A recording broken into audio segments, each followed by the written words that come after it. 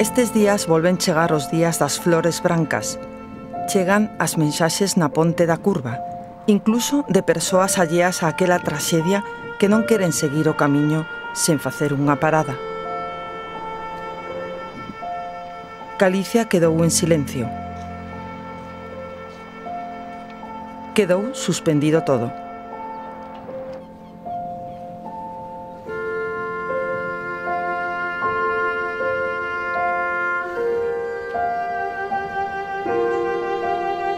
Aqueles días tan só se deixaron escoitar as gaitas da homenaxe do cruceiro de Angrois.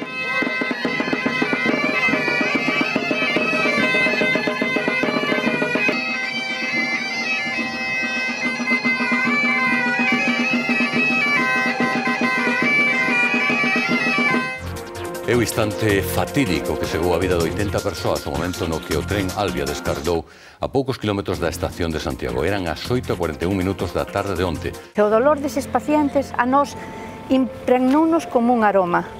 E impregnounos, sabes, 10 anos despois e todavía as imágenes siguen aí e a situación de estrés sigue aí. Desde o día 26 de xullo de 2013 non volví por aquí. E non é porque non quixera volver, simplemente non queres recordar nin pasar mal momentos que che van a rememorar todo o que aconteceu aquí.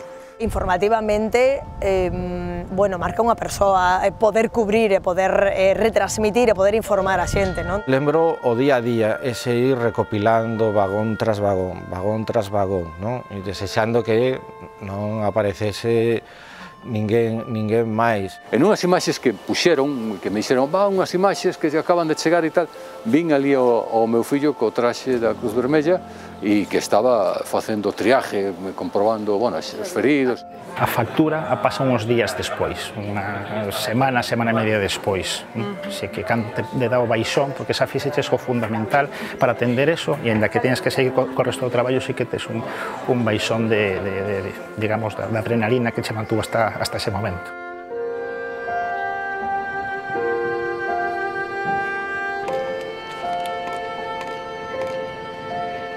O quilómetro cero de Angrois converteuse no centro de atención mundial. A veciñanza, que foi a primeira en chegar ás vías, suspiraba onde nunca marcha a memoria.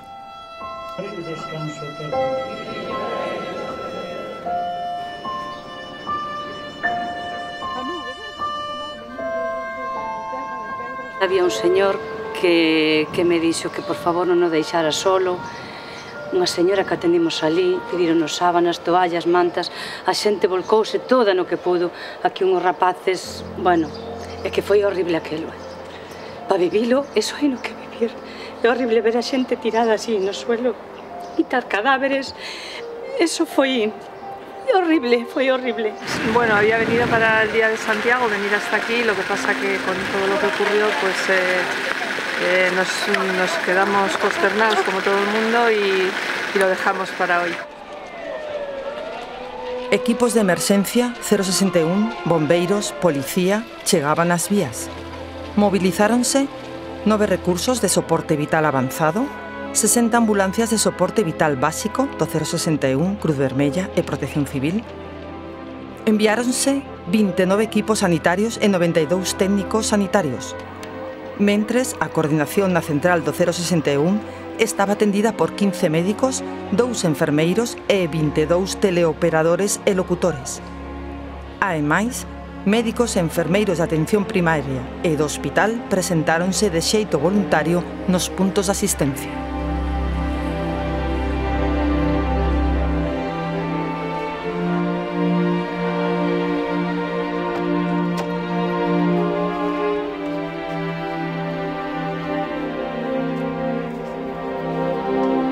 Intentas ver un poco y hacerte la idea de todo lo que está sucediendo, y una vez ahí pues ya Charo y yo éramos el equipo de guardia, de médico y enfermera, y ahí ya pues nos pusimos a las órdenes del médico que había llegado antes, que fue José Antonio, y ya después ya empezamos a trabajar y bueno, yo entré en uno de los vagones, me subí por un portacarros.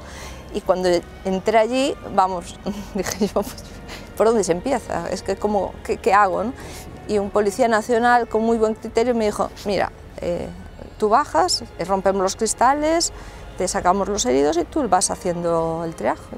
Pues venga, vamos, hablé con la Guardia Civil, organicé a todos y ya me puse a hacer el triaje. Claro, sin saber dónde estaba Charo, sin saber dónde estaba José Antonio, más o menos sabía que se estaba haciendo. Ela clasifica os feridos, pero non sabe para onde marchan, de que os poñen nunha camilla ou nunha tabla, pos en marcha o que sabes na teoría. Luchi baixa as vías e fai triaxe. Triaxe é unha forma de clasificar os feridos, porque o que ves no momento é que a xente está subindo feridos o chou, e non é así, hai que coller primeiro os máis graves, hai que saber, os máis graves poñense dun lado, os menos graves poden esperar, e aquelo era horrible. Tens que facer o teu traballo posto en automático, pero de verdad que o automático que tens que facer ti é moi doloroso, porque os primeiros que chegamos non vamos a atender víctimas.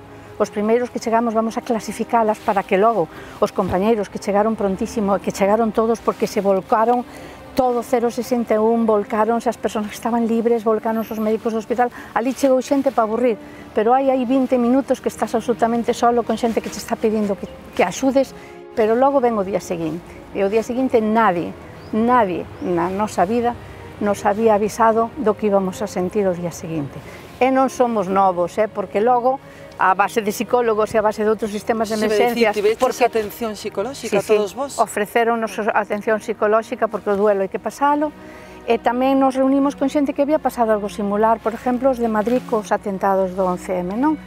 E me encontrei con un vagón arriba na plazoleta, con xente polo chan, feridos que te estaban chamando. O ser o primeiro, tens que organizar un pouco, informar a central de que aquilo é un desastre, que non é un vagón, que é un tren que se estropeou, que se escarrilou, que hai un montón de heridos e que vas a necesitar un montón de xente de recursos que te apoyan porque senón non hai tutía. Señoras, un momentiño de atención. O Concello de Santiago informa que por mor do descarregamento dun tren no termo municipal de Santiago quedan suspendidos todos os actos do día de hoxe. Como decía Luchi, como decía Charo tamén, o peor non é no momento de asistencia. Aí estás en automático, estás facendo o teu traballo, o que entrenaches e o que estudiaches. Entonces, non pensas en outra cousa. A mí personalmente me afectou muchísimo foi despois, porque eu estaba de guardia de 24 e me quedei toda a noite no punto. Me fui para casa, me duchei, me cambiei, dixen familia, non quero ir un televisor, non quero unha radio, non quero noticias. De feito, estuve casi 4 ou 5 días que... En shock. Olvídate, non quero saber nada. Pola mañá desperteime ás 8 da mañán e dixenlle, estou horrorosamente mal, estou angustiadísima. Ainda non podo falar do tema.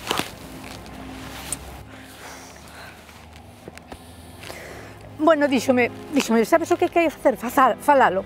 Báixate para o traballo. Pero non estou de garda, baixa para a base, onde están os teus compañeiros. Todos los cuerpos de seguridad del Estado, nosotros, e incluso la empresa de las grúas estaba allí y lo hicieron, vamos, milimétricamente levantando. Yo me acuerdo que era una angustia porque claro, no sabían si las cinchas de la grúa y todo eso aguantarían. Os veciños eran grosos, éramos os hedredós. Sí, entre sus camas, de sus casas. Se volcaron dunha maneira que dices, ti, Dios mío, pero a xente non pode ser millor.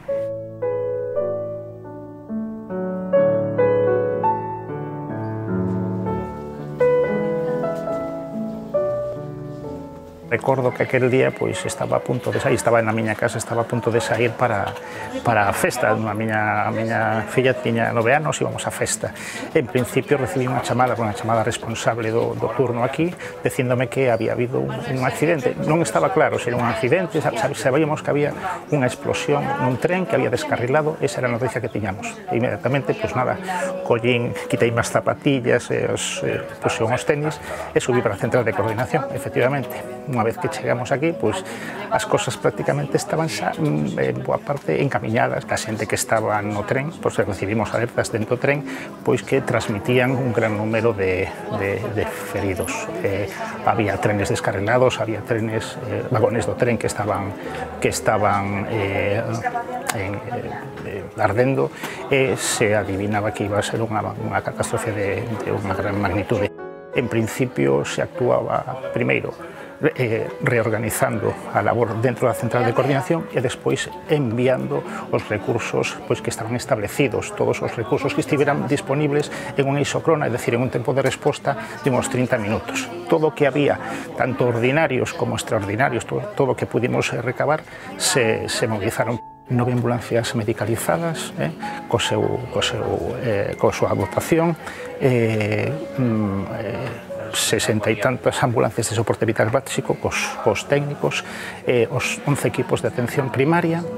En principio, aparte de esos, pois non sei, a partir dos 15-20 minutos xa había xente do propio servicio e tamén xente de sanitarios de outros servicios que chamaban para poñerse en comunicación con nos e poñerse a disposición para ir ao punto. Somos moitísimos profesionais, todos ese día cumpriron a perfección co seu traballo.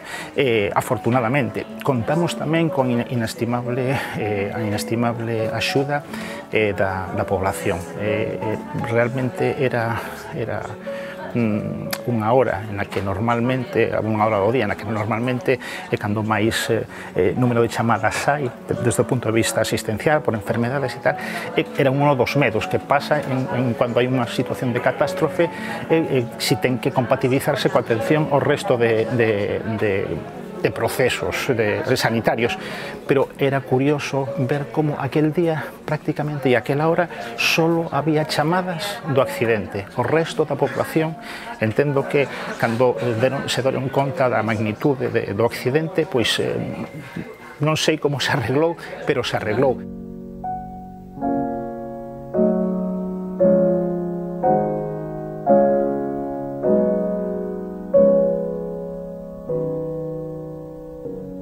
Que enviaxaban no tren daquel 24 de xullo de 2013, as 80 persoas falecidas e as 150 feridas viñan de numerosos puntos de España e de outros países que se achegaban ao noso. Madrid, Valladolid, Cidade Real, Cádiz, Ávila, Guipúzcoa, Murcia, Tenerife, Alacante, Lleida, Santander, Toledo, Cáceres, Cartaxena, Italia, México, de Estados Unidos a República Dominicana, Colombia ou Alxeria.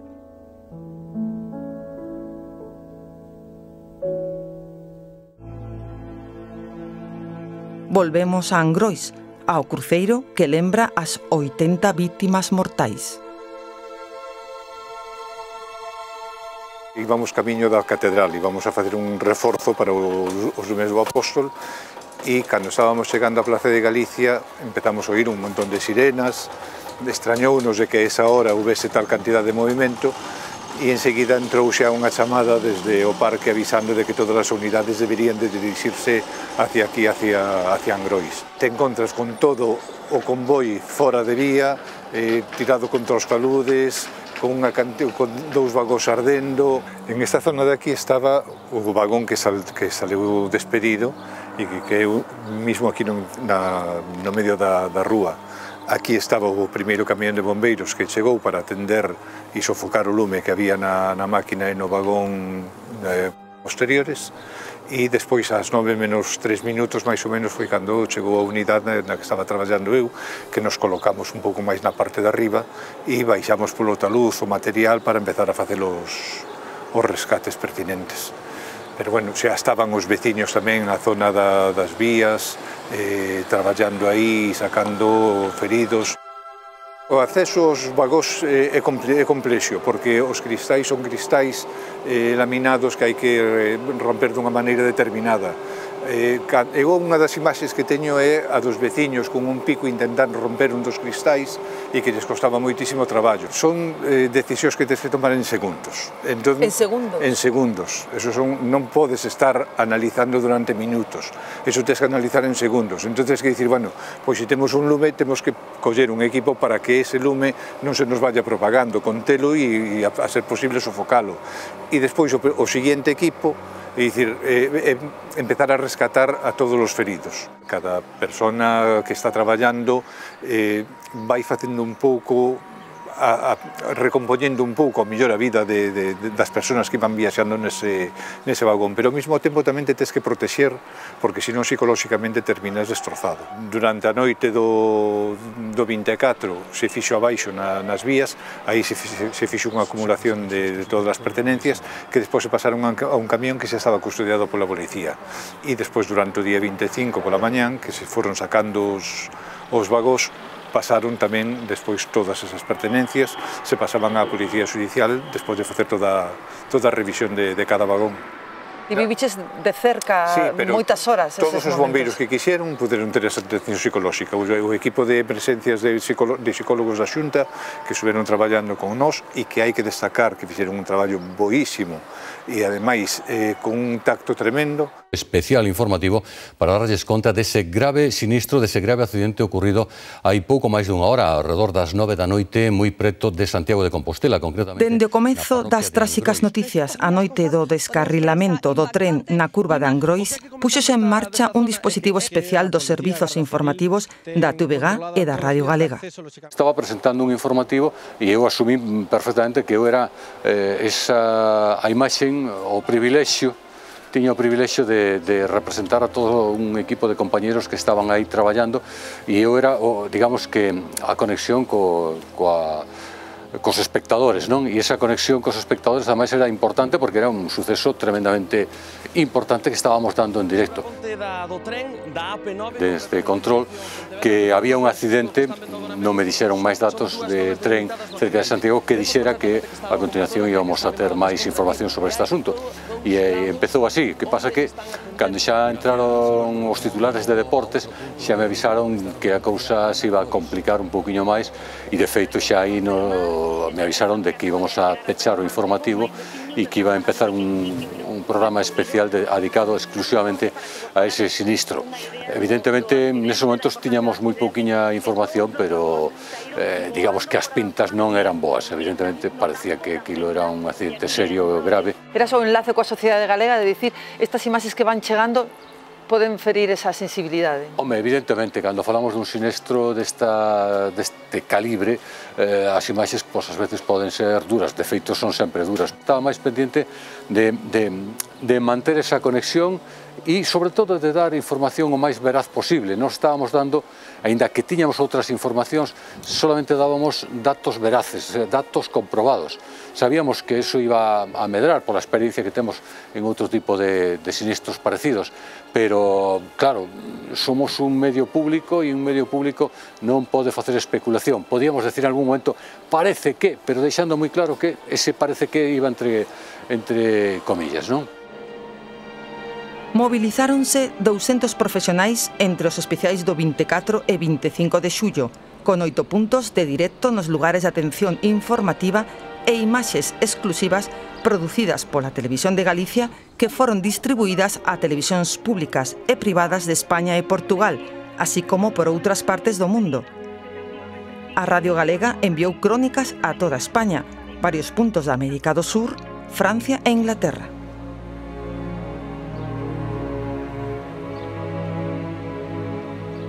Entramos un poco rápido en la curva y en la curva notamos como que el tren bamboleaba un poco y ya enseguida notamos como que cayó como de la vía, un ruido muy grande, se escoró un poco y ya fue contra un lateral. Ya rozó y ya nos fuimos contra ahí y ya saltaron unos bancos. Y luego cuando subimos aquí vimos ahí que había como un vagón que se estaba en llamas y ya lo apagaron. Vinieron muy rápido ya los bomberos. Vino a correr por aí a traer os animales para casa e cando cheguei aquí andamos ir sacando a xente. Como encontraron? De todas as formas. Nunca creín que valera para andar nunha cousa así.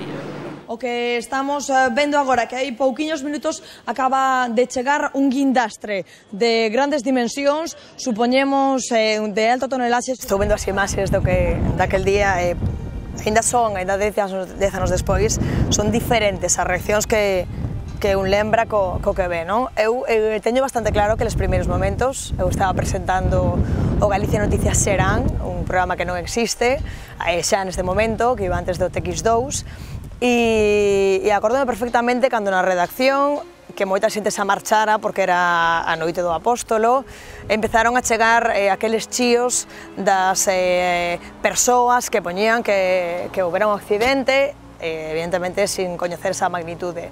Entón, en determinado momento, eu mesma avisei o redactor xefe que estaba de garda nese momento, e dixenlle que chamaran a un cámara, a Javier Ludeña, que era sempre o que tiña a mochila naquele momento para facer os directos sen unidade transportable, e que marchábamos para ali. E podemos entrar a pé de vía, digamos. Non és consciente no momento que estás, xusto cando estás ali, porque o que che importa é sacar a información, conseguir fontes. Nese momento, ademais, evidentemente había moitísimo caos, non podías preguntarlle a ninguén porque estaban traballando as persoas que estaban ali, e entón ti nese momento queres contar. Ademais, tiñamos problemas de cobertura, era moito máis complicado facer as conexións.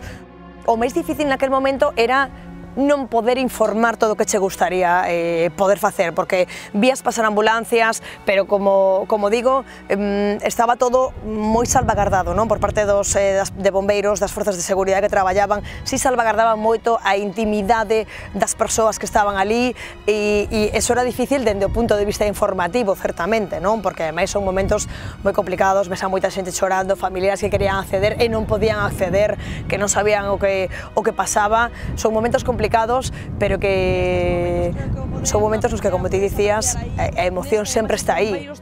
Somos os medios os que temos esa obriga de informar a xente, a todas as persoas que nos están vendo, porque ademais aquí na Televisión de Galicia teño certeza de que fora de Galicia tamén se nos viu, porque fomos dos primeiros en chegar ali, e tamén se nos viu, tamén fomos referencia de contar o que pasa, non? Que realmente é a esencia da nosa profesión.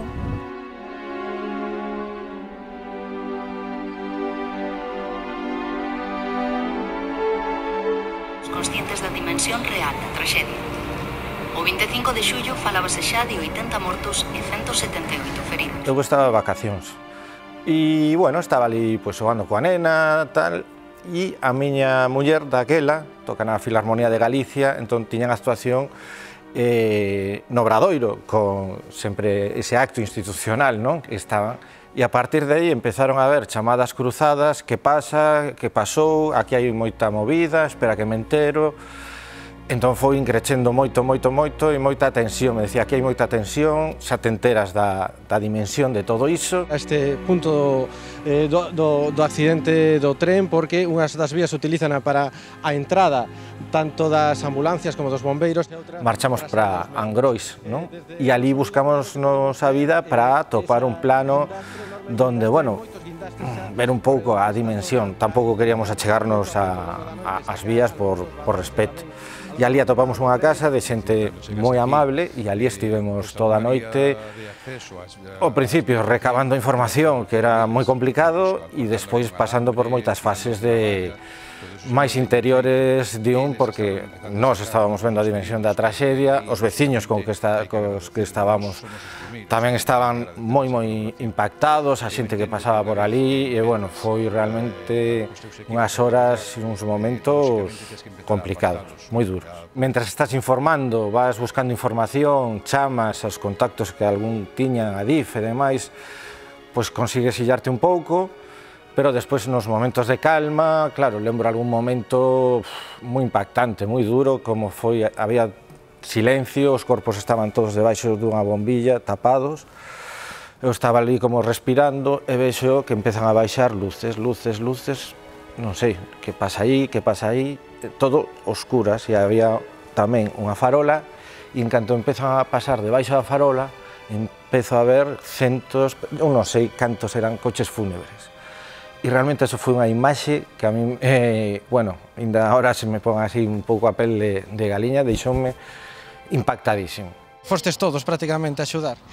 Fomos todos os que estábamos na casa, baixamos todos, miña nai, meu pai, miña irmán pequena, eu, todos, despois os veciños, eu creo que baixamos todos, o que puido baixar baixou, o que non quedou arriba axudando e o que non pudo axudar trouxo da casa, saben, as mantas, botellas de agua para limpar feridas, eu creo que todos, o sea, non hai un nome, eu creo que Angrois. Eu creo que isto foi o que máis me impactou, sin dúbida, na miña vida. Porque non só foi esa noite, que eu lembro chegar a casa e prácticamente nin dormín, e a miña muller daquela, pois claro, tamén ela estaba con nervios e falábamos, e despois lembro o día a día.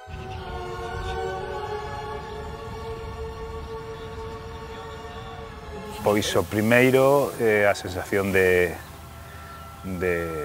caos, de non saber moi ben, de tirar pa diante, porque, bueno, a noite parecía unha noite de festa, unha noite plácida, e vamos, eu estaba no control para coordinar os directos que tiñamos pois, en Santiago, na Praza do Obradoiro. Tiñamos a sorte de que estaba Almudena, estaba Javier Ludeña cunha mochila 4G, unha mochila de directos, e baixaron, foron os primeiros en baixar, e xa con eso, como sabíamos que íbamos a ter imaxe en directo, pois empezamos o especial, non? Non tiña a sensación de que eso estaba a ocurrir o carón da nosa casa, non tiña neses intres. Eu todo que é moi distinto a sensación que poden ter un bombeiro, un policía. Eu estaba no control vendo imaxes por un monitor. Non nin tempo para pensar en eso. Eu marchei para casa como ás 10 da mañá, cando xa, bueno, despois de dar o relevo aos compañeiros que iban a estar toda a mañá e a tarde, eu non tiña son, realmente eu non. Marchei para casa, eu daquela vivía en Conxo, vivía en Villadoiro, baixei pola autopista, e aí, cando vin as luces, a curva do accidente, as ambulancias e demais, aí decateime do que estaba realmente a ocurrir. O recordo que máis me marcou quizás sexa a solidaridade e as ganas de traballar de todos os compañeiros. De todas as partes do mundo viñeron medios de comunicación e pousaron nas leiras do veciño Francisco, nunha improvisada alfombra de terra e cámaras.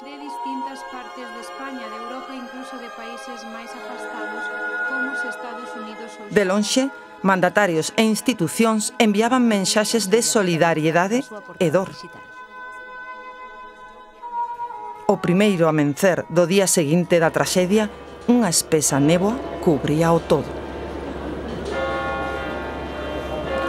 As campás da Catedral de Notre Dame de París soaron esta tarde polas víctimas da traxedia ferroviaria en Santiago. Nos Estados Unidos, a xente afectalle especialmente o ver este tipo de accidentes. As imaxes tan chocantes e escoitar que morreu tanta xente. O corazón encólleselles o saber da xente que ia neste accidente, daqueles que morreron e dos que resultaron feridos. Este non é unha cosa de un país lejanos. Tenemos que aprender algunas lecciones desde este accidente también. Porque hace 3 semanas o 2 semanas en Francia teníamos más o menos el mismo problema en París y durante 3 días no podíamos ver nada. Aquí las autoridades fueran mucho más rápidas que en Francia. Dende o Brasil, o pontífice gardou un minuto de silencio en recordo das víctimas e dixo sentirse próximo a todos os que estaban sufrindo nestes momentos. O Papa estaba en Río de Xaneiro cando lle informaron do acontecido en Santiago. Nada máis saber da traxedia, o pontífice pediu unha oración polas vítimas e animou a todas as familias a vivir con fe